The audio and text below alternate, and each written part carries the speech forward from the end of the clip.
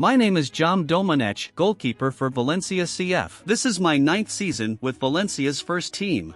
I have just recovered from an anterior cruciate ligament injury and am very eager to help the team.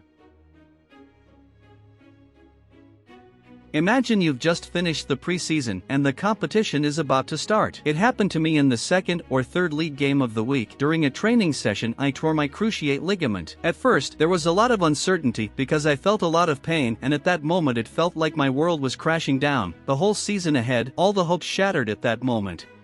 Anterior cruciate ligament surgery is tough. Both the surgery and its recovery process are hard situations. The initial situation with a player who is not only a player but also has a special character. He is a player who lives every moment, every second. From the first moment, we focused on giving him the best solutions. We presented them to him and, in the end, together with us, we made the decision to perform surgery.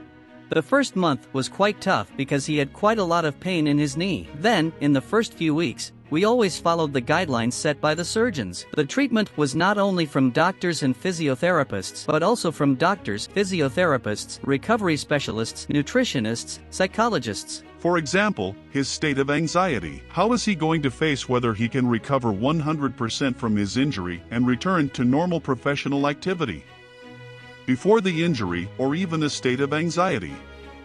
When will he return to his normal state? You have the option of either falling apart and licking your wounds or rebelling, working hard, trying to improve all that you couldn't improve, because football is frenetic, there's no time. And I think that's what I've focused on, and in that aspect, I'm happy.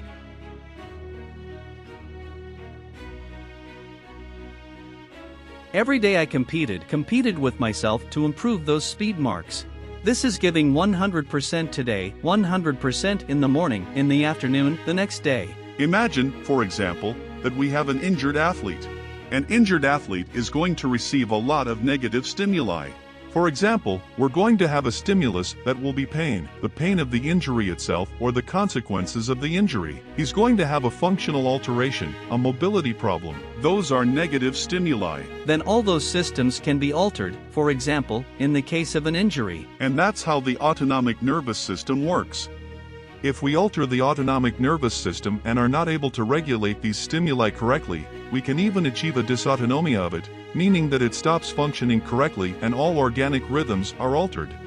Anything that adds to technology, with our hands, with cold water therapies, all that is a small percentage, but in the end, it's a very large percentage that can make a football player arrive at the next match in one way or another.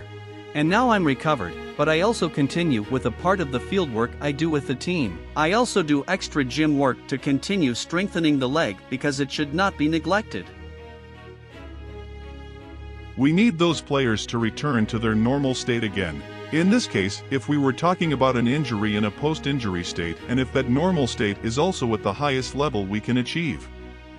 Therefore, that is fundamental for us, to ensure that a player returns in the best possible conditions. And if he returns even better, then all the better. The reward for all that effort, all that dedication, in my case, is that I have always been passionate about football.